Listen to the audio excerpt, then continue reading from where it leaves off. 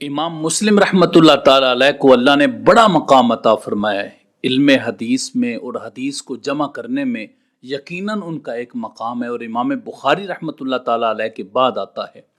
آپ کا اسم گرامی مسلم بن حجاج بن مسلم کشیری نیشہ پوری ہے، اور امام مسلم رحمۃ اللہ تعالی علیہ آپ نیشہ پور میں پیدا ہوئے 202 ہجری یا 204 ہجری یا 206 ہجری میں۔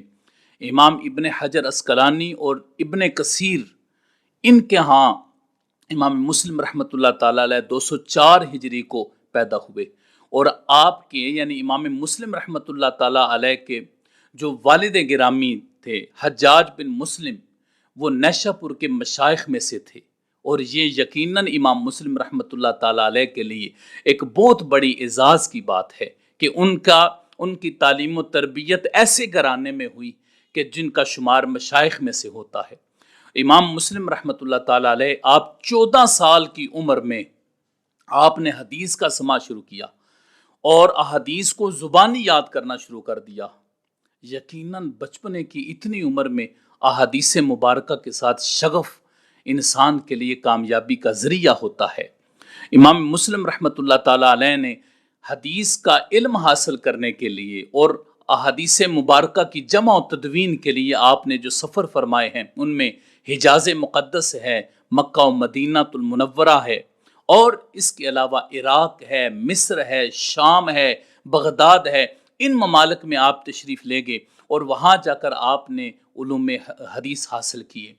امام مسلم رحمۃ اللہ تعالی علیہ آپ کے اساتذہ میں بڑے بڑے نام شامل ہیں، جس طرح امام قانبی ہیں، امام احمد بن حنبل ہیں، شیبان بن فروخ ہیں، امام بخاری رحمۃ اللہ تعالی علیہ ہیں، اور ان کے علاوہ حضرت سعید بن منصور اور امام دارمی آپ کے اساتذہ میں آتے ہیں، اور آپ کے تلامذہ میں امام ترمذی ہیں، امام ابن خزیمہ ہیں، ابو عوانہ ہیں، اور آپ کے بڑے لاڈلے اور بڑے قریبی شاگرد ابو فضل احمد بن سلمہ ہیں، اور ان کے علاوہ امام ابو محمد رازی ہیں۔ یہ امام مسلم رحمۃ اللہ تعالی علیہ کے شاگرد اور تلامذہ میں ان کا شمار ہوتا ہے۔ امام مسلم رحمۃ اللہ تعالی علیہ آپ کا جو حدیث میں مقام تھا، جو اللہ تعالیٰ نے آپ کو مقام عطا کیا، اس کے بارے میں حضرت عبداللہ بن عبد البر فرماتے ہیں، آپ فرماتے ہیں اجمعوا علی جلالتہ و امامتہ و علو مرتبتہ، کہ تمام محدثین کرام نے امام مسلم رحمۃ اللہ تعالی علیہ کی بزرگی پر، آپ کی امامت پر، اور آپ کے مرتبے کی بلندی پر سب نے اجماع کیا ہے، اور سب نے اتفاق کیا ہے کہ اللہ تعالیٰ نے آپ کو بہت بڑا مقام و مرتبہ عطا کیا ہے۔ اور جو امام ابو حاتم رازی اور ابو زرع رازی ہیں، جو بہت بڑے محدثین میں جن کا شمار ہوتا ہے، ان کا کہنا یہ ہے کہ امام مسلم رحمۃ اللہ تعالی علیہ معرفت حدیث میں ہمارے نزدیک مشائخ سے بھی بڑھ کر تھے، جو حدیث کو جاننے والے مشائخ تھے ان سے بھی بڑھ کر یہ حیثیت رکھتے تھے۔ امام مسلم رحمۃ اللہ تعالی علیہ اپنے ذاتی اعتبار سے ان کی جو ذات تھی، جو شخصیت تھی، وہ بھی بڑی باکمال شخصیت تھی۔ آپ اعلیٰ اخلاق کے مالک تھے، با ادب تھے۔ اسی لیے تو امام بخاری رحمۃ اللہ تعالیٰ علیہ سے یہ عرض کیا تھا نا کہ اے سید المحدثین، آپ مجھے اجازت دیں کہ میں آپ کے پاؤں چوم لوں۔ اتنا زیادہ آپ اساتذہ کا ادب کیا کرتے تھے۔ اس کے علاوہ آپ سرخ سفید رنگ کے تھے، گورا رنگ تھا آپ کا، وجیح شخصیت کے مالک تھے، اور سر پر امامہ شریف سجا کے رکھتے تھے۔ یہ حضرت امام مسلم رحمۃ اللہ تعالیٰ علیہ کی شخصیت تھی۔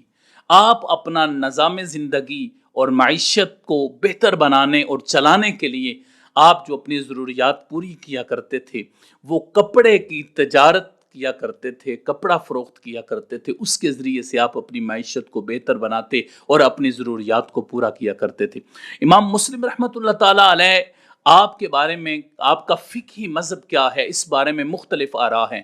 بعض نے آپ کو مالکی کہا ہے، اور بعض نے یہ بھی کہا ہے کہ آپ مجتہد منتسب ہیں، اور زیادہ جو رائے امام مسلم رحمۃ اللہ تعالی علیہ کے بارے میں وہ یہی ہے کہ آپ شافی المذہب، یعنی آپ شافی نظریہ رکھتے تھے۔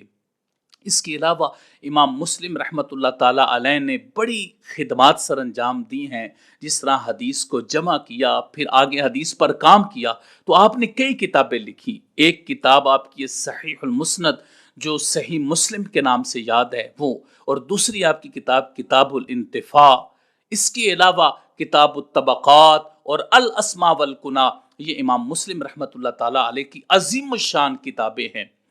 اس کے علاوہ جو اللہ رب العزت نے جس کتاب کی وجہ سے آپ کو شہرت عطا فرمائی اور مقبولیت عطا فرمائی وہ صحیح مسلم تھی۔ اور اس کے علاوہ امام مسلم رحمۃ اللہ تعالیٰ علیہ کی بہت زیادہ خدمات، تدریسی خدمات، تصریفی خدمات، تبلیغی خدمات ہیں۔ امام مسلم رحمۃ اللہ تعالیٰ علیہ نے دین اسلام کی خدمت میں ایک عظیم الشان کردار ادا کیا ہے۔ جب امام مسلم رحمۃ اللہ تعالیٰ علیہ حدیث میں مگن ہوتے تھے تو اس وقت پھر آپ کو اس بات کا احساس نہیں ہوتا تھا کہ آپ کے پاس کون بیٹھا ہوا ہے، کیا چیز ہے آپ کے پاس، کون سا بندہ ہے آپ کے پاس، یا کون سی چیز آپ کے پاس پڑی ہوئی ہے، اس کی طرف آپ کی کبھی توجہ نہیں ہوتی تھی۔ آپ حدیث کی طرف صرف توجہ کیا کرتے تھے۔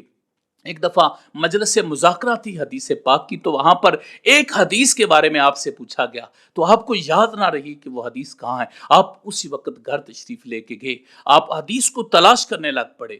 آپ کے گھر والوں نے آپ کے پاس کھجوروں کی ایک ٹوکری رکھی۔ جس وقت کھجوروں کی ٹوکری رکھی تو آپ ساتھ مطالعہ فرما رہے اور ساتھ پکڑ کر کھجوریں کھا رہے۔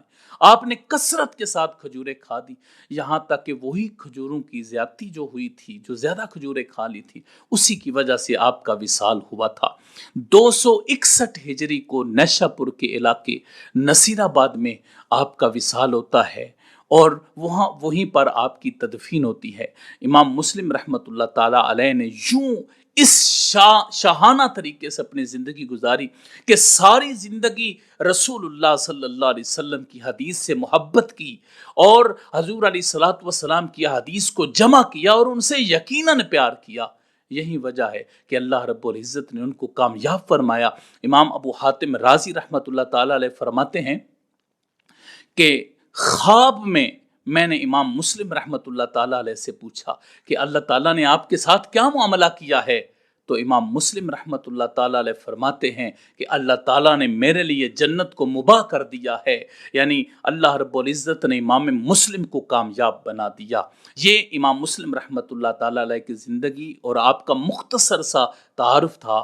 اللہ رب العزت کی بارگاہ میں دعا ہے اللہ تعالی ہمیں بھی ان کا فیض نصیب فرمائے، آمین یا رب العالمین۔ وصلی اللہ علی حبیبہ سیدنا محمد و آلہ وصحبہ وبارک وسلم۔